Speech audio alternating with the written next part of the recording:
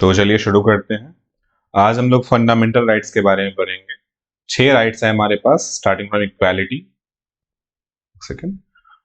Equality to freedom, to right against exploitation, right to freedom of religion, cultural and educational rights and right to constitutional remedies.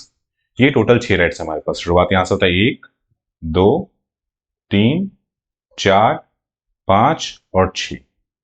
ठीक है, इसमें से पहले 7 था, एक डिलीट हो गया है, जैसे हम आगे समझेंगे।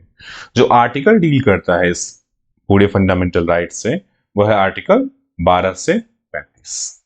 ठीक है, इसमें से 31 नंबर आर्टिकल को डिलीट कर दिया गया है, जो 7वां राइट था हमारा। हम इसे बाद में समझेंगे। ओके, सबसे पहले ये समझते हैं कि फंडामेंटल राइट्स का नाम फंडामेंटल राइट्स क्यों रखा गया। तो इसका 2 रीजन है। पहला ये है कि ये जो राइट्स है वो हमें कॉन्स्टिट्यूशन ऑफ इंडिया देता है, और कॉन्स्टिट्यूशन ऑफ इंडिया क्या है? वो खुद फंडामेंटल लॉ ऑफ लैंड है। मतलब जैसे आपके पिताजी के पिताजी, या उनके फंडामेंटल वो थे। कहने का मतलब कि हमारे जो कॉन्स्टिट्यूशन मेकर्स थे, या फिर हमने कह सकते हैं कॉन्स्टिट्यूशनल फोर फादर्स, उन्होंने हमें कुछ राइट्स दिए और कहा कि इसको आप जब मन तब हटा नहीं सकते हो। राइट्स अगेंस्ट, कुछ जो राइट्स है वो स्टेट के अगेंस्ट, स्टेट मतलब देश, राज्य, छोटा मोटा इंस्टीट्यूशन, कुछ भी हो सकता है, उसे हम आगे समझेंगे। एनीवे, हमें हमारे फोर फादर्स ने कुछ राइट्स दिए, कुल 7 राइट्स दिए थे, इसमें सभी 6 राइट्स हैं हमारे पास। और वो 6 राइट्स दिए इसलिए ताकि हम पर जो स्टेट है, जो हुकूमत है, वो हमारा फायदा ना उठा सके। तो इसे फंडामेंटल राइट्स नाम क्यों दिया गया? पहला कारण ये था कि ये कॉन्स्टिट्यूशन ऑफ इंडिया हमें राइट देता है, और वो खुद एक फंडामेंटल लॉ ऑफ लैंड है। ये पहला रीजन है। दूसरा रीजन ये है कि अगर इन सारे राइट्स को देखा जाए ध्यान से, तो एक इंसान के ऑलराउंड डेवलपमेंट के लिए बहुत जरूरी है।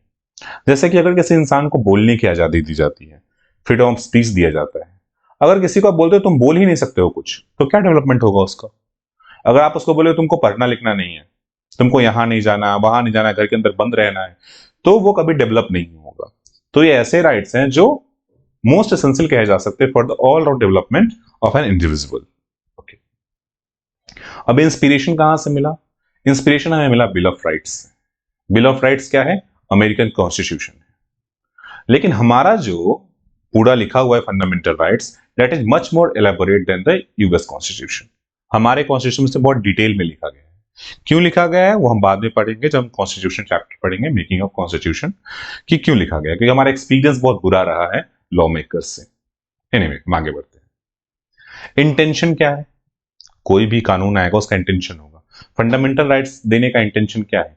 ये आपको पॉलिटिकल डेमोक्रेसी देता है, आपको वोटिंग राइट्स मिलता है, सबको इक्वल वोटिंग राइट्स मिल रहा है, तो ये पॉलिटिकल डेमोक्रेसी है।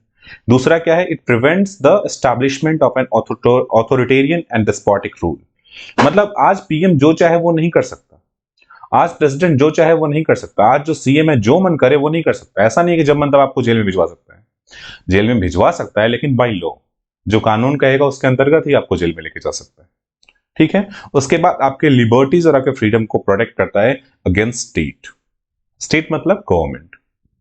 ओके, तो इंटेंशन क्या था? पहला कि पॉलिटिकल डेमोक्रेसी को बढ़ावा देता है।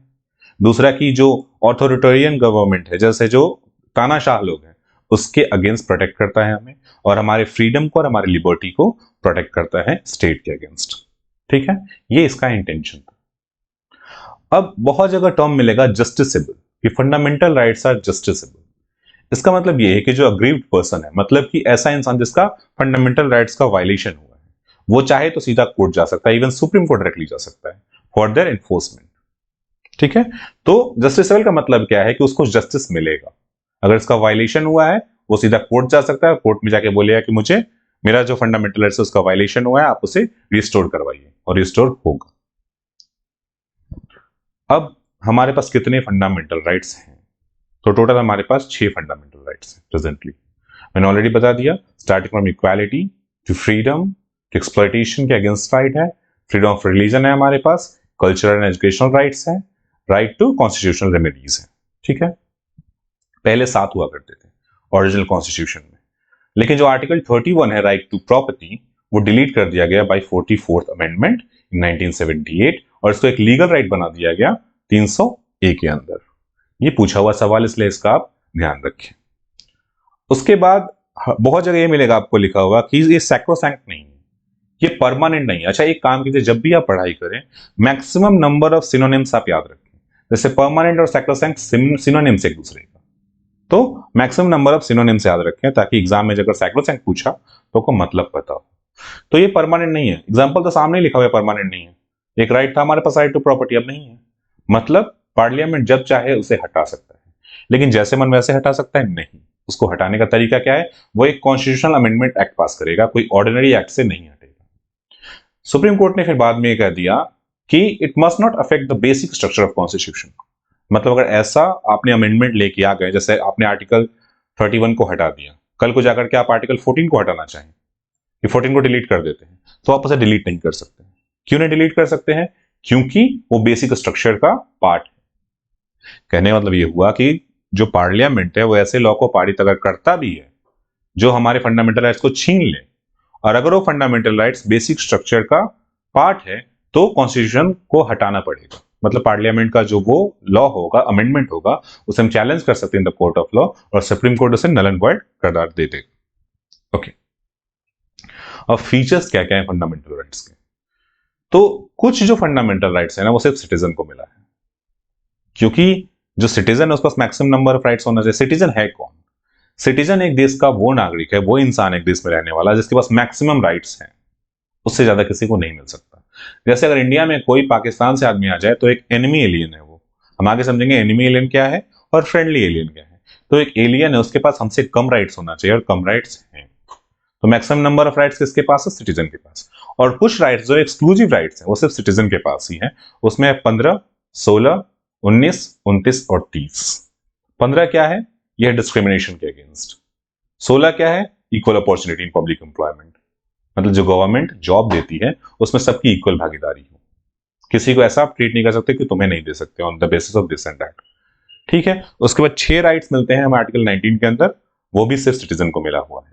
लाइक असेंबली, वो असेंबल हो गए, कोई भी प्रोटेस्ट कर सकते हैं, स्पीच एंड एक्सप्रेशन का दिया हुआ है, कोई भी एसोसिएशन फॉर्म कर सकते हैं, मूव कर सकते हैं कंट्री में, कहीं भी रुक सकते हैं, सेटल हो सकते हैं, एक्सेप्ट JNK, जबकि वहां अब कर सकते हैं धीरे धीरे, कोई भी प्रोफेशन प्रैक्टिस कर सकते हैं। उसके बाद 29, वो कहता है कि आपके लैंग्वेज, स्क्रिप्ट और कल्चर की जो माइनॉरिटीज है अगर हमारे देश में, उसकी सुरक्षा करेगा। उसके बाद फिर से माइनॉरिटीज के लिए दोनों है, तो हम आगे देखते हैं। ओवरऑल आपको आर्टिकल नंबर्स याद रखने हैं, 15, 16, 19, 29 और 30। ठीक है।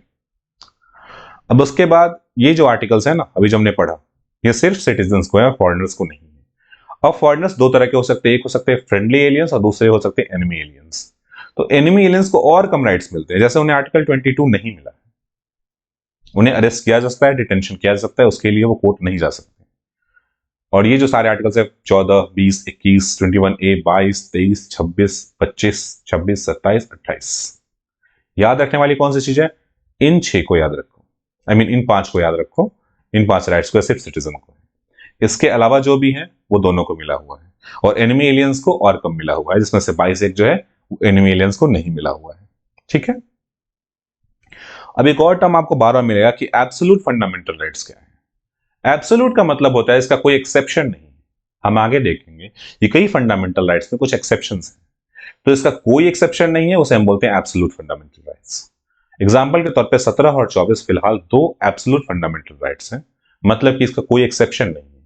17 कहता है एबोलिशन ऑफ अनटचेबिलिटी के अगेंस्ट है, और जो 24 है वो चिल्ड्रन वर्किंग इन फैक्ट्रीज है, उसके अगेंस्ट, कि आप किसी बच्चे को फैक्ट्री में काम नहीं करवा सकते हैं। अभी आप, मैंने राइट टू प्राइवेसी का पिक्चर जानबूझ के लगाया है ताकि आप इसे देख के कंफ्यूज ना हो। याद क्या रखना है? 17 और 24 यही 2 ऐसे फंडामेंटल राइट्स हैं जो एब्सोल्यूट है, और ये कई बार पूछा गया है। एक और बात है कि all are available against state. State के अगेंस्ट सारे राइट्स हैं हमारे पास, लेकिन कुछ जो राइट्स हैं वो इंडिविजुअल के अगेंस्ट भी है, प्राइवेट इंडिविजुअल के अगेंस्ट है। एग्जाम्पल के तौर पे 15, 17, 19, 21 और 24 ये कहीं पे लिख लीजिए, क्योंकि रिसेंटली एक वर्डिक्ट आया है सुप्रीम कोर्ट का, जिसमें उन्होंने कहा है कि आर्टिकल 19 और 21 जो है वो सिर्फ स्टेट के अगेंस्ट नहीं रहेगा, बल्कि इंस्ट्रूमेंट ऑफ स्टेट के अंदर भी रहेगा और अदर पर्संस के अगेंस्ट भी रहेगा, इंडिविजुअल के अगेंस्ट भी रहेगा। तो ये आर्टिकल नंबर से याद कर ले। इसके अलावा भी एक आध दो आर्टिकल है जो मैं अपडेट कर दूंगा बाद में। Some are negative in character and some are positive in character. ये बस बोलने का तरीका है कि कोई जो बात है कि वो नेगेटिव तरीके से कहा जाता है, कुछ पॉजिटिव तरीके से कहा जाता है। जैसे कि कुछ जो है वो स्टेट के ऊपर रिस्ट्रिक्शंस लाता है, स्टेट के ऊपर कहता है तुम ऐसा नहीं कर सकते, स्टेट को मना करता है, ये हुआ नेगेटिव कैरेक्टर। पॉजिटिव कैरेक्टर क्या हुआ, इंडिविजुअल्स को थोड़ा प्रिविलेज दे दिया कि जो ये इंसान ऐसा कर सकता है, जो भी सिटीजन है वो ऐसा कर सकता है, ये हुआ पॉजिटिव। और स्टेट ऐसा नहीं कर सकता, ये हुआ नेगेटिव। मतलब कहने का तरीका हो गया, मैंने खाना नहीं खाया है और मैं खाना खाऊंगा, ये बस कहने का तरीका और कुछ है नहीं। तो कैरेक्टर जो है नेगेटिव और पॉजिटिव, ये जस्ट अ स्टेटमेंट के पढ़ने के बाद आपको क्या फील आता है। नॉट सैक्रोसैंक्ट और परमानेंट, ये तो मैंने पहले समझा दिया कि परमानेंट नहीं है, पार्लियामेंट कभी भी उसे हटा सकता है, लेकिन वो बेसिक स्ट्रक्चर ऑफ कॉन्स्टिट्यूशन को अफेक्ट नहीं करना चाहिए। ऑलरेडी एक बार हटा चुका एग्जांपल के तौर पे आर्टिकल 31 को, जो राइट टू प्रॉपर्टी। ठीक है। अब फंडामेंटल राइट्स ड्यूरिंग इमरजेंसी, तो फंडामेंटल राइट्स को सस्पेंड किया जा सकता है ड्यूरिंग इमरजेंसी, एक्सेप्ट 20 और 21 को। 20 और 21 को सस्पेंड नहीं कर सकते। 20 क्या है, कन्विक्शन ऑफ ऑफेंसेस, मतलब जो प्रोटेक्शन करता है कन्विक्शन फॉर ऑफेंसेस, मतलब उसके अलावा आप मुझे कन्विक्ट नहीं कर सकते। अगर मैंने कोई क्राइम नहीं किया तो आप मुझे अंदर नहीं डाल सकते, जेल में नहीं डाल सकते। और दूसरा है protection of life and personal liberty, जीने का जो मेरा जीने का जो आधार उसे आप छीन नहीं सकते, मुझे जीने मेरा जिंदगी जीने का जो राइट है उसे आप छीन नहीं सकते। जो 19 है, 20 और 21 को तो कर ही नहीं सकते, पहले ये ध्यान रखना है। ये 20 और 21 को नहीं कर सकते किसी भी इमरजेंसी में, नेशनल हो इंटरनेशनल हो कुछ भी हो जाए, 20 और 21 को आप नहीं छीन सकते किसी भी सिटीजन से या किसी भी फॉरेनर से। लेकिन आप चाहें तो 19 छीन सकते हैं। 19 कब छीना जा सकता है, जब एक्सटर्नल इमरजेंसी हो, मतलब अगर पाकिस्तान हमारे ऊपर अटैक कर दे तो वो एक एक्सटर्नल एग्रेशन हो जाएगा, मतलब एक वॉर हो जाएगा। और वॉर जब होगा तो हम आर्टिकल 19 को सस्पेंड कर सकते हैं, और आर्टिकल 19 के अंदर 6 राइट्स हैं, वो 6 खत्म हो जाएगा। उसमें से कुछ लिमिटेशन पुट कर सकते हैं, मॉडिफाई कर सकते हैं, या फिर कंप्लीटली सस्पेंड कर सकते हैं। लेकिन अगर इंटरनल इमरजेंसी होगा, जो हम आगे समझेंगे, नेशनल इमरजेंसी 2 तरह का होता है, 3 तरह का होता है एक्चुअली। एक होता है इंटरनल इमरजेंसी, एक होता है एक्सटर्नल इमरजेंसी, और तीसरा होता है फाइनेंशियल इमरजेंसी। ठीक है, तो उससे हम आगे समझेंगे। एनीवे, द पॉइंट इज कि अगर एक्सटर्नल इमरजेंसी होगा तभी हम आर्टिकल 19 को सस्पेंड कर सकते हैं। ठीक है। अब scope is limited by article 31A, B and C। अब कहा गया कि यार फंडामेंटल राइट्स इतना ज्यादा अगर ताकत दे देगा लोगों को तो उसका गलत इस्तेमाल कर पाएंगे, तो हम उससे बचाने के लिए कुछ उसका लिमिटेशन कर देते हैं। लिमिटेशन उन्होंने कैसे किया कि अगर आपका जमीन पे कब्जा करते हैं, सरकार करती है, तो आर्टिकल 31A डाल दिया, जो ऐसे कानून को बचाता है। मतलब 31A के अंदर ऐसे कानून बनाए जा सकते हैं जिससे आपके जमीन का अतिक्रमण किया जाए, आपकी जमीन को छीना जा सकता है। ये हुआ 31A। 31B क्या आया, वो बोला कि 9 शेड्यूल में जो भी हम रेगुलेशंस डालेंगे या एक्ट डालेंगे उस पर सुप्रीम कोर्ट नहीं कुछ कर पाएगा। मतलब हमारे पास यह अधिकार है कि 9 शेड्यूल एक ऐसा शेड्यूल क्रिएट कर रहे हैं जिसमें हम ऐसे एक्ट्स डाल सकते हैं जिस पर आप कुछ नहीं कर सकते। मतलब यही फंडामेंटल राइट्स का लिमिटेशन तय किया गया। और 31C कहा गया डीपीएसपी के लिए कि जो स्टेट है वो अपने जो ऐसे लोग हैं जो बैकवर्ड क्लासेस से हैं, अंडर प्रिविलेज्ड हैं, उनके बढ़ावा के लिए, उनके उत्थान के लिए कोई भी लॉ पारित कर सकता है। तो अगर इन तीनों के अंदर आएगा तो फंडामेंटल राइट्स का हनन नहीं होगा, मतलब कोर्ट में नहीं जा सकते। हालांकि सुप्रीम कोर्ट ने एक वर्डिक्ट में कह दिया कि हम 9 शेड्यूल को भी रिव्यू कर सकते हैं, ऐसा नहीं कि आप जो मन से 9 शेड्यूल में डाल देंगे। ठीक है। अब है 33 नंबर आर्टिकल 33। ये कहता है रिस्ट्रिक्शन ऑन फोर्सेस, मतलब जो पैरामिलिट्री फोर्सेज है, आर्म्ड फोर्सेज है, पुलिस फोर्सेज है, इंटेलिजेंस एजेंसी है, इन लोगों पे कुछ रेस्ट्रिक्शन पार्लियामेंट जब चाहे तब ला सकता है on the application of fundamental rights. इनके फंडामेंटल राइट्स सिटीजन से कम हो सकते हैं। ठीक है। उसी तरह से जब अगर कहीं पे मिलिट्री रूल आ जाए, ताकि मिलिट्री रूल कब आता है, अंडर एबनॉर्मल सर्कमस्टांसेस में आता है।